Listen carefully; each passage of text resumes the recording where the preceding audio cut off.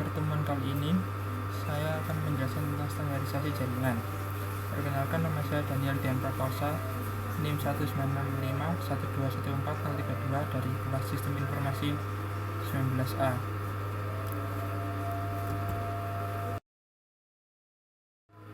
Yang pertama tentang OSI model. OSI atau Open System Interconnection adalah model referensi yang mana tercipta dalam bentuk kerangka konseptual. Bahkan sekarang ini ia telah menjadi suatu standar koneksi untuk sebuah komputer. Selain itu, ia diciptakan juga untuk memenuhi tujuan tertentu. OSI terdiri dari 7 layer. Layer ke-7, application layer, merupakan layer di mana terjadi interaksi antarmuka end user dengan aplikasi yang bekerja menggunakan fungsionalitas jaringan, melakukan pengaturan bagaimana aplikasi bekerja menggunakan resource jaringan, untuk kemudian memberikan pesan ketika terjadi kesalahan. Layer yang ke-6, presentation layer. Layer ini bekerja dan mentranslasikan format data yang hendak ditransmisikan oleh aplikasi melalui jaringan ke dalam format yang bisa ditransmisikan oleh jaringan. Pada layer ini juga data akan dienkripsi atau dideskripsi. Layer yang kelima, session layer. Session layer akan mendefinisikan bagaimana koneksi dapat dibuat, dipelihara, atau dihancurkan. Di layer ini ada protokol recognition MFS dan SMB. Layer keempat, transport layer. Layer ini melakukan pemecahan data ke dalam paket-paket data serta memberikan nomor urut pada paket-paket data tersebut sehingga dapat disusun kembali ketika sudah sampai pada sisi tujuan. Layer yang ketiga, network layer. Network layer akan membuat header untuk paket-paket yang berisi informasi IP, baik IP pengirim maupun IP tujuan data. Pada kondisi tertentu, layer ini akan melakukan routing melalui internet working dengan menggunakan router dan switch. Layer kedua, data link layer, berfungsi untuk menentukan bagaimana bit-bit data dikelompokkan menjadi format yang disebut sebagai frame. Selain itu, pada layer terjadi koreksi kesalahan dan flow control. Layer yang pertama, physical layer. Layer fisikal bekerja dengan mendefinisikan media transmisi jaringan, metode pensinyalan, sinkronisasi bit, arsitektur jaringan.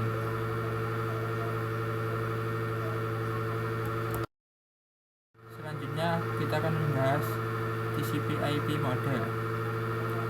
TCP/IP memiliki kepanjangan Transmission Control Protocol, Internet Protocol. Pengertian TCP/IP adalah suatu standar komunikasi yang dapat digunakan untuk bertukar data antar komputer oleh suatu komunitas yang bergabung melalui jaringan internet. TCP/IP terdapat 4 layer. Layer yang pertama, application. Lapisan aplikasi adalah lapisan yang paling dasar dari sebuah protokol TCP/IP dan memiliki kontak langsung dengan pengguna. Jika kita analogikan, pada layer ini contohnya adalah aplikasi yang kita gunakan bermain komputer. Pada tahap yang satu ini, aplikasi yang Anda jalankan mempengaruhi jenis protokol lanjutan yang akan digunakan. Misalnya, jika Anda membuka sebuah web browser, maka komputer akan secara otomatis menjalankan protokol HTTP. Layer yang kedua, transport layer. Ada transport layer yang berfungsi untuk menjembatani transportasi pemindahan data antar komputer. Lapisan yang satu ini berada di setingkat di atas lapisan application. Pada layer ini ada 2 jenis protokol yang sering digunakan, yaitu UDP dan ataupun TCP. Yang ketiga, network layer. Pada lapisan network, protokol pada lapisan transport akan dikonversi menjadi sebuah IP address yang berguna untuk memasangkan antar komputer pada jaringan. Pada layer network terjadi pemecahan data agar bisa sesuai dengan besar media yang akan dilalui. Setelah paket terpecah menjadi bagian-bagian kecil, mereka akan mengalami proses enkapsulasi atau pembungkusan. Setelah itu paket diberikan alamat dan dikirimkan ke komputer tujuan berdasarkan jalur yang dikirim. Layer yang terakhir adalah network interface layer. Pada Lapisan terakhir, protokol TCP/IP memiliki kontak langsung dengan hardware komputer. Dengan transmisi khusus, komputer memiliki kemampuan untuk mengirimkan paket data pada lapisan network melalui media kabel tembaga, fiber optik, atau secara kabel wireless. Yang selanjutnya kita akan bahas TCP dan UDP.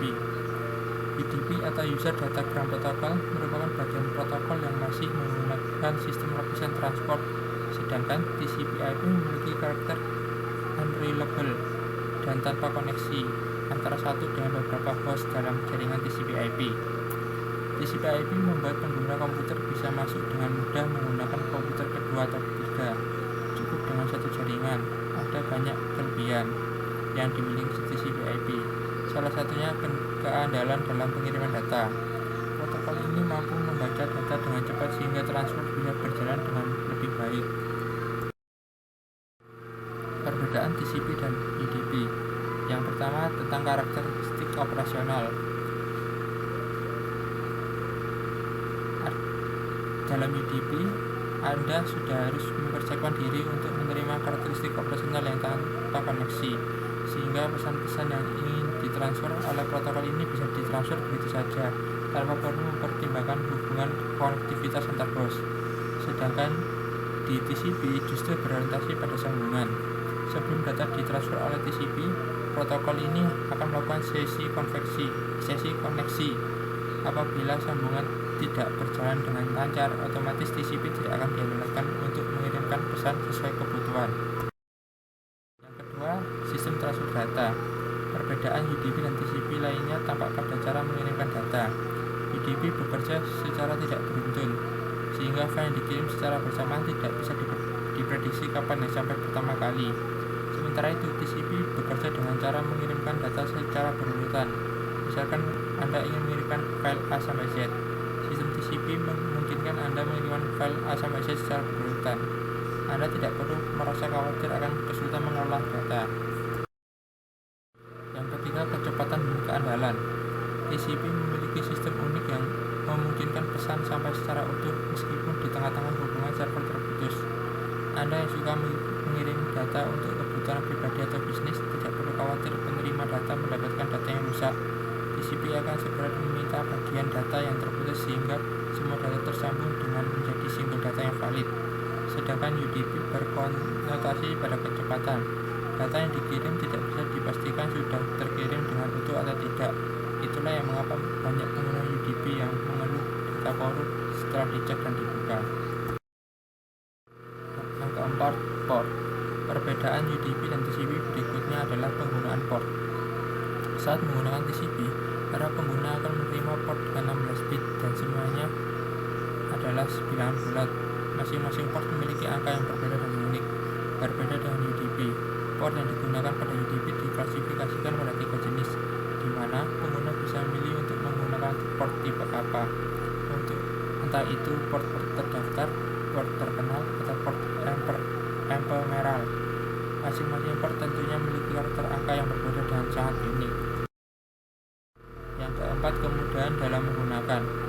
Dari segi kemudahan user, pada dasarnya TCP jauh lebih mudah untuk dioperasikan.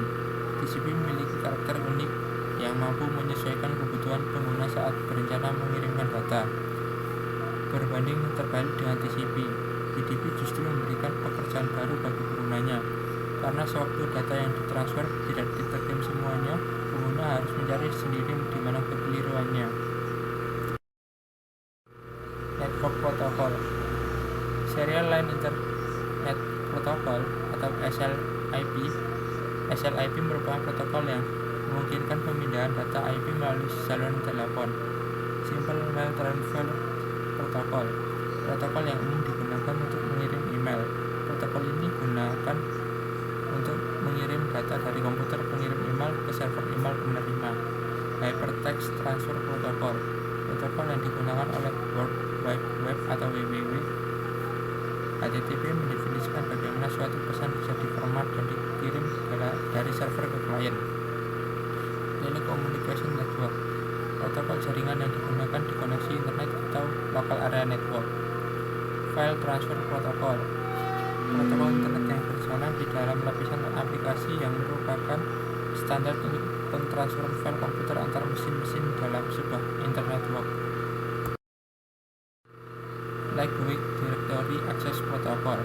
Protokol perangkat lunak untuk memungkinkan semua orang mencari resource organisasi, perorangan dan lainnya, seperti file atau printer di dalam jaringan baik di internet atau di intranet.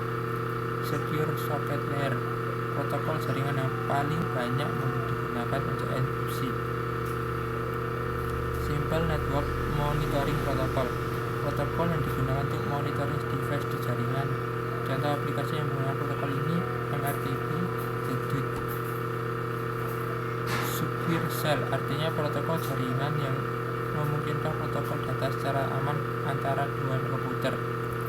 Post Office Protocol version 3. Protokol yang digunakan untuk mengambil email dari email server.